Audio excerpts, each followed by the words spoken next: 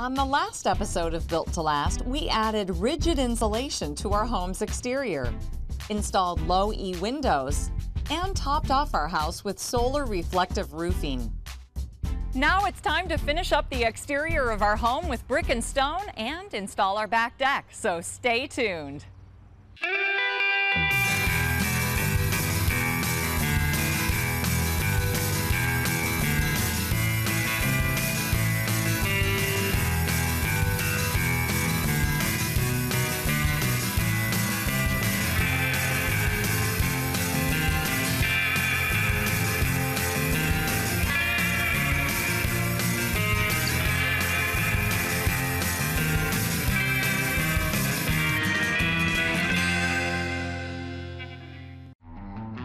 Support for Built to Last is provided by Unico Incorporated, manufacturers of the small duct high-velocity HVAC Unico system. Unico is dedicated to the environment and has been serving residential and commercial customers around the corner and around the globe for more than 25 years.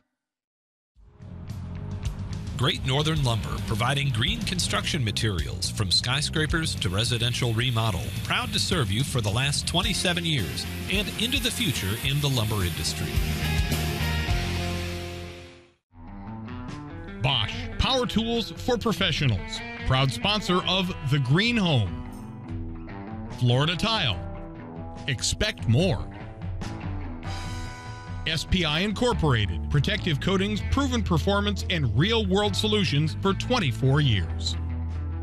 Additional funding is provided by these firms. Now that the protective layers have been installed, it's time to finish up the exterior of our home. This beautiful brick will add value to our home, and our masons will make sure it looks great for years to come. So let's get to work.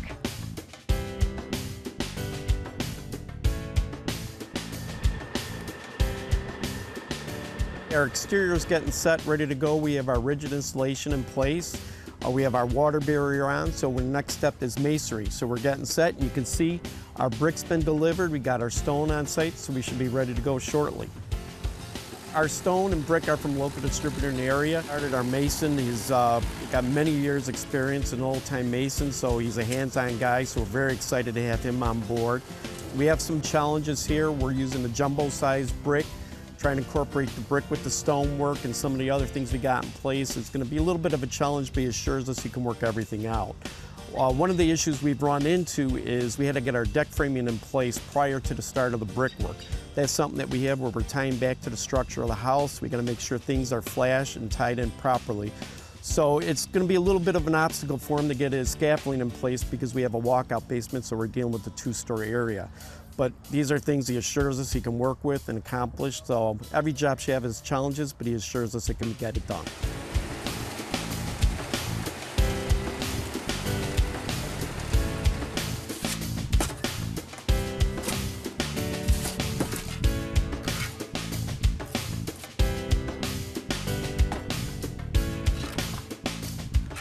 Currently on this project, we have 4.5 guys.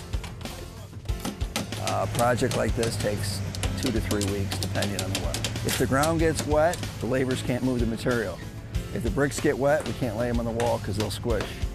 So dry, dry, dry. That's the key. Some might think that the formula for laying brick is, well, set in stone. But adjustments have to be made depending on the materials used and even the day's climate.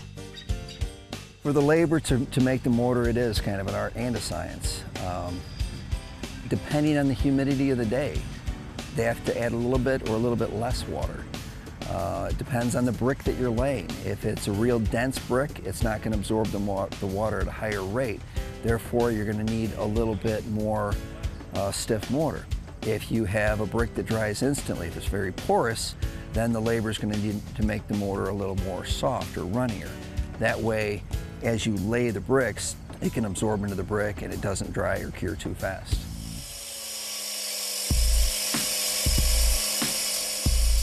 There must be an airspace maintained behind the bricks. To build brick properly, you put up a story pole or a dead man on each corner of the wall, or you build what's called a lead, where you run the bricks out with a level, and you do maybe 4 or 5 course, and then you can use like a line pin on one side and a story pole on the other. You take it, you hook up a line to the wall, and you run back and forth with your coursing. The key is to maintain your airspace behind the wall. You don't want any excessive water to fall behind the wall, to trap water. You want to get airflow and water flow. That's why you notice the bottom of the wall, we also have what's called a weep vent, which allows any drainage to come down the wall and weep out those holes. Underneath the brickwork, there's a composite, like a rubber flashing. On this particular building, we use a sticky flashing. It's a membrane that sticks right down to the concrete so water can't seep underneath it. Everything rolls out, and any ice damming, that's all eliminated by proper ventilation of the wall. Water's your enemy. When it turns to ice, it doesn't matter what it is, it could pop it out.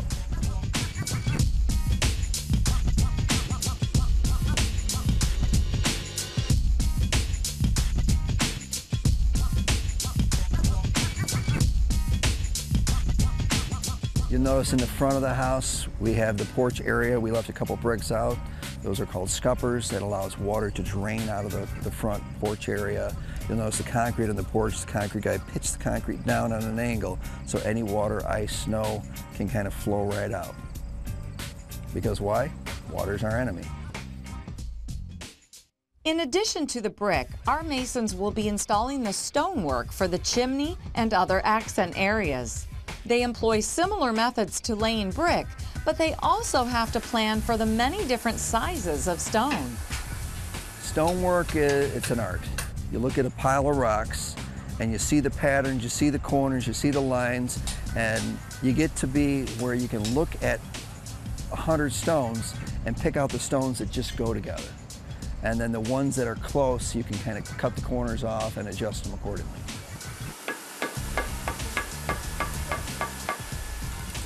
Picture a jigsaw puzzle, pretty much. You know, it's a natural material, it's just split up, it's not cut or anything, so you just gotta find the pieces that fit together. After a few weeks, the masonry is completed, and it's time for Bruce to check it out. Now, Frank, the brickwork back here looks great. I know you had some challenges here mentioning about the bay, kind of working out these corners here because of the brick. Yeah, we had cut them all in 45 to match the ankle. This looked like a great solution, worked out well. And then you mentioned about the venting of the cavity wall. We created these vents to get some airflow in there, so was that difficult to do, or? No, it's just basically putting the vents on the bottom and then putting them all the way at the top to get your airflow through. Okay, is that something you normally do? I know this is something we were doing specific for this project. No, we're doing specific for this project. We don't normally do that. Great. I know there were some other challenges you were mentioning about the size of the brick, kind of the coursing, things like that. Is there anything else that kind of threw you for this? Well, being oversized bricks, you pretty much got to make a lot more cuts, but other than that, no. Okay. So this was a unique project? Yeah, it is. Your years of experience paid off, right? One of a kind. And the chimney looks great. You guys did a great job on yeah, that turned out nice. They really mixing a stone and a brick, it turned out right. Really and nice. we went from a full stone to a half stone because, you know, to kind of create that change of depth and everything. That turned out nice. I think it's one of the best chimney in the neighborhood. Yeah, that it is, for sure. Just as the masons are finishing up their job, our gutter installers are setting up one aspect of our home's rain management system. The gutters were run on site for the length that was needed. So what's nice about that, you're not dealing with pre-cuts, gutters and things, worrying about joints leaking and things like that would have to be seamed together. So since they were run on site as a continuous gutter, we alleviate any problems with leaking in the future, especially through expansion and contraction. And we went with a little bit larger size gutter because of the volume of our roof. Is we didn't want to have any issues with overflow and things like that. So we kind of designed it for a worst case scenario for a storm, and I think we achieved that.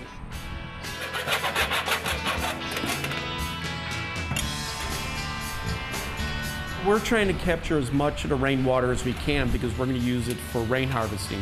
Basically, we're going to be storing the water in the backyard in the underground cistern, and we're going to use that to irrigate our lawn and garden areas. So we wanted to make sure we could capture as much of the rainwater as we could.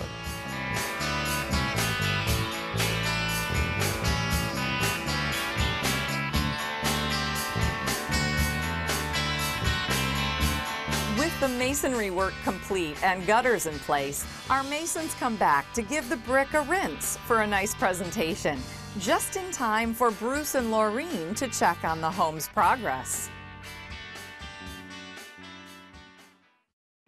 We're going to be meeting up with Laureen today, who's going to kind of walk through and kind of do an update to see where we are with our lead point criteria.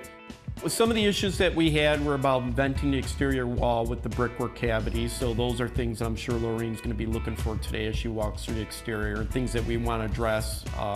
We made sure that those things were properly installed per the lead requirements, so those are some of the things that we're going to look for and address today.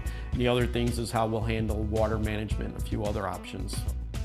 So we pretty much got our exterior set, so you're going to kind of take a look and go through and see how we're doing? Definitely. I wanted to take a good look at all the durability issues and just talk a little bit about the brick, because I know you guys are planning on giving me the documentation about Yes. how far away it is. The product manufacturer and everything, the components that went into it. Okay. So, yep, we have all the documentation on Excellent. that, and we'll get that submitted. Perfect. And then the same for the stone. Yes. That'll be something else that we need. And then I did a quick walkthrough before on the downspouts. We're planning on capturing everything, right? Yes, all the downspouts will be captured for the cistern and back. We have one in the front here that's going to be going to a rain garden that we've got pretty much right where you're standing. Oh, lovely. Yeah. All right, let's go take a look at these weep holes and how they were flashed. So we're basically using the same brick vent we use at the top as a weep as well. Right, so the entire cavity is vented. They're pretty clean, that's good. And they're, for the most part, they're unconspicuous, so it doesn't draw attention to it or make it look any different, so. Yeah. Wait, in hindsight, I kind of wish the manufacturer made one that was the same color as It would our be mortar. nice to have That'd it be where nice. it reads, where it blends in, or it looks like a true mortar joint. Exactly.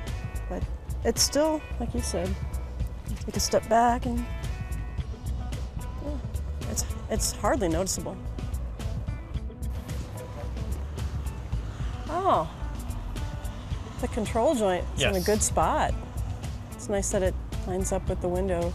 I don't think many people understand that even though brick looks like it's solid, it still expands and contracts. Right, it's something that's very important to have incorporated in, so you don't really want to go over 30 or 40 feet in length without having one incorporated. Right now it looks a little bit unfinished. They'll come back and they'll caulk it so it kind of blends in, so it won't be an open joint, but allows for the expansion and movement. So this is a very long length of house on this side. So Exactly. we should be good to go. Should be a good solid house. Lasts a long time.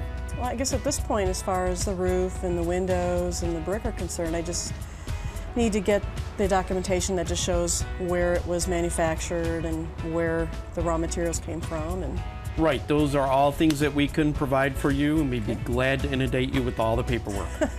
don't I know it? The exterior is complete, and now it's time to add a little outdoor living space with our backyard deck. One of the last components that we're trying to work up that affects the exterior of the house itself is getting a deck installed.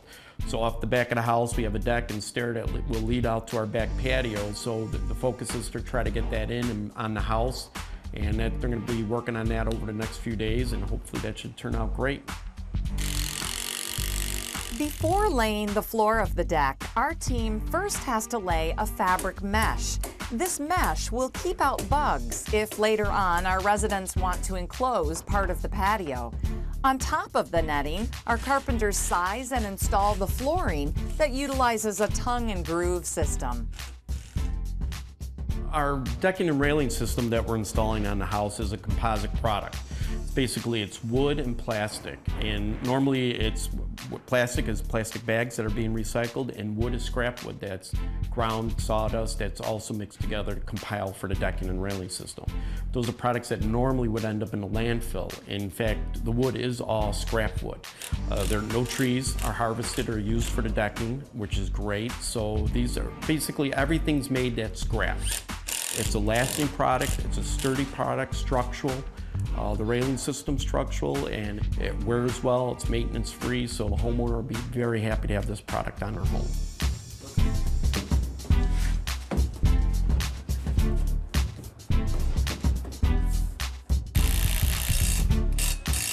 What's nice about this decking system comes in a variety of colors, and the colors are all the way through. So even places where we're cutting, we don't have to worry about having a different color material being exposed.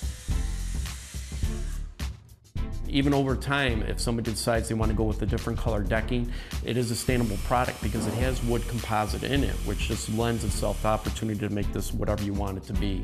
So down the line, if somebody feels they want to make a change or revitalize it, it offers a great option and it's easy to achieve. It's going to be durable, it doesn't need to be painted, and it's going to last considerably longer than more traditional building materials.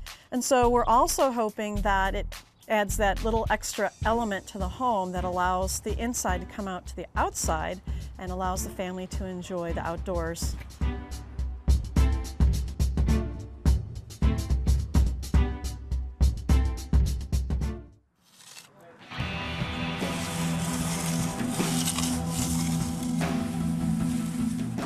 It's time to focus on the water management system. One might not think of a driveway as part of water collection, except for running down to a sewer line. But one small feature of this driveway will divert water to be used later. We got our driveway in place. It was poured a few days ago, and as part of that, we incorporated a trench drain. What that does, it diverts the water from going into the street, kind of prevents the runoff. And it's a better way to do some water management. And as part of that, we're going to collect the rainwater. As you can see, we got some of our tubing in place here. They're getting trenching started. And what that does, we're going to be collecting to a cistern that's located in the back of the house. Most people seem to forget that there's more to a green home than just energy efficiency, and so for this home we actually made a conscious effort to take a look at water. So if you recall, when we first started the project, we talked about site, water, energy, materials, and indoor environmental quality. We're focusing on the bucket of water today. And thinking about it, like 40.5 million acres in this country is used for lawns alone. And on top of that, 30 to 60% of potable water is used for maintaining just our landscape. And this is a dwindling resource in some of our areas of the country that are facing drought conditions. So hopefully for this project, people will be able to take notice and see that, hey, collecting rainwater is a good thing. I'm very excited just to see the final product. Once everything's all complete and the rain garden's in and the rest of the landscaping's in, we'll actually be able to see how well the system actually performs. The trench drain in the driveway is only the beginning. Now our landscape architect is on site to head up the install of our water collection system. The rainwater harvest system is, with a LEED project, is something that you're going to see more and more of, and more on-site detention, more collection of rainwater for different uses, for vegetable gardens, for various plants. Turf takes a lot of water.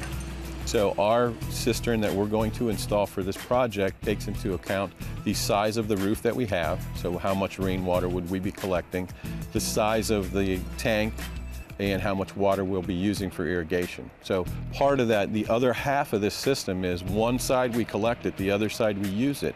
The irrigation use is low volume irrigation. So this irrigation system is designed to use the amount of water that we collect. So we're not going to overwater our turf. We're going to use low pressure heads. We're going to do a lot of things on the irrigation side, which means that we have enough water. We locate the tank where it's going to be on the low side, so all the water coming off the house can get there through under gravity. It's under normal flow. But if you were on a site that was very, very flat, the pipe must drop so the water will flow.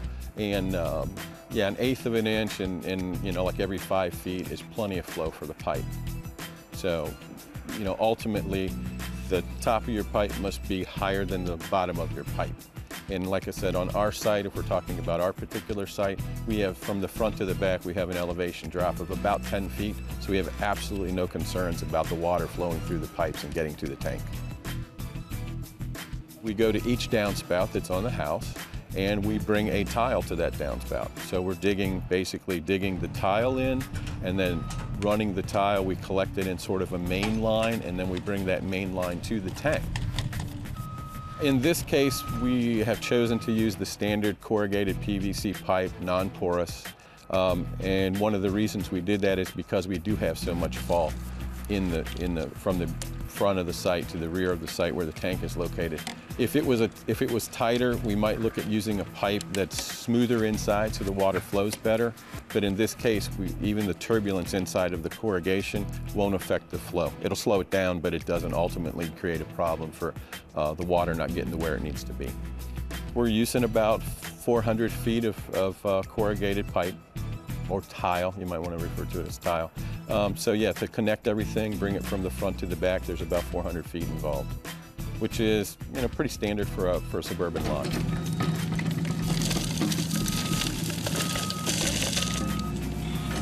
We set the inlet point that's collecting the downspouts from this side of the house. All the tubing that was set in place from the front of the house and the driveway trench drain are being diverted and tied into here. So this is one of the inlets that picks up this side of the house.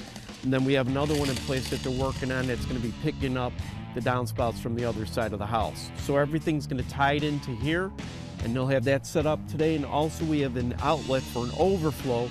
So should an event we get a heavy rain or where a tank would be close to fuller capacity, it does have an overflow that's a natural outlet that'll take us out to the open area here. So once we get the final grading and planting and everything set in place here, our irrigation contractor will come back and he'll tie in his lines and his sprinkler heads, everything to this system that'll run off a pump. So we're not using any potable water from the house. This will be all handled through the rainwater that's been collected on site here. All this stuff that we've done today is going to be buried and out of sight, but it's going to be there and it's going to function the way it needs to. All in all, you want to say, yeah, it was really tough or something, but this was a rather routine kind of installation. The thing that's different about it is probably no one in this neighborhood has this kind of thing. This is, you know, one of the last houses being built in this neighborhood, but if you went down the street, you'd probably find all these houses that have typical irrigation systems. They're using the city-provided potable water to run their irrigation systems. And in this house, we're not going to do that. So really the water savings to the owner, and then also just the benefit to the environment to collect the rainwater and reuse it in our irrigation system, that's not standard. That's something that we really want to see and promote. With the system in place, the landscaping team levels off the soil that has been moved during the installation process. Once they rough grade our property, we're done with this phase of our home and ready for the next one.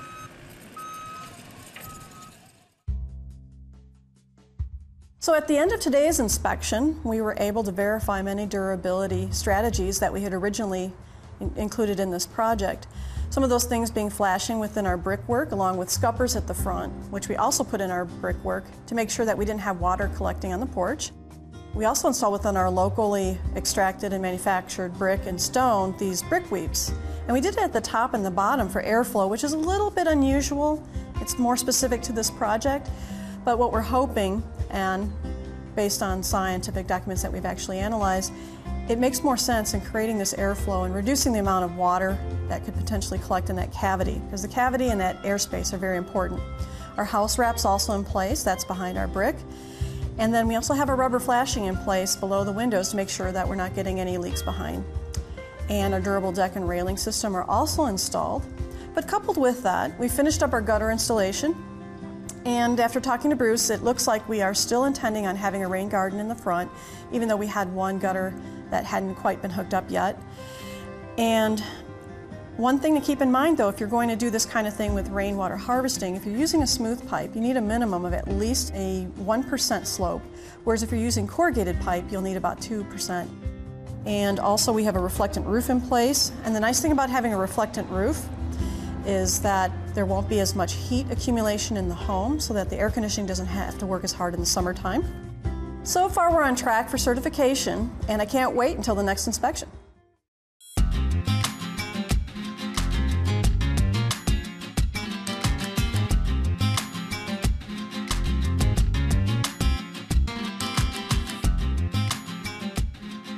Our brick is set and our gorgeous back deck is complete. Now it's time to move indoors. Join us next time on Built to Last as we install the indoor systems that will keep us comfortable. See you next time. Visit the Built to Last website to learn about these topics and more.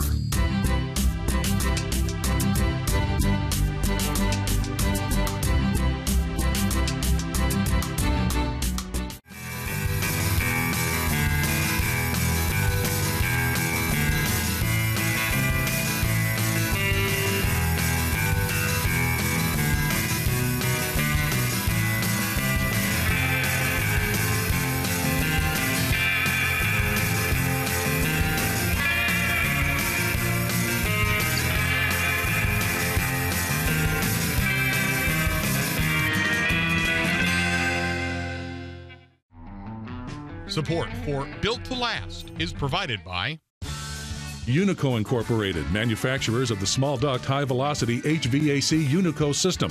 Unico is dedicated to the environment and has been serving residential and commercial customers around the corner and around the globe for more than 25 years. Great Northern Lumber, providing green construction materials from skyscrapers to residential remodel. Proud to serve you for the last 27 years and into the future in the lumber industry. Bosch, power tools for professionals. Proud sponsor of The Green Home. Florida Tile. Expect more. SPI Incorporated, protective coatings, proven performance, and real-world solutions for 24 years. Additional funding is provided by these firms.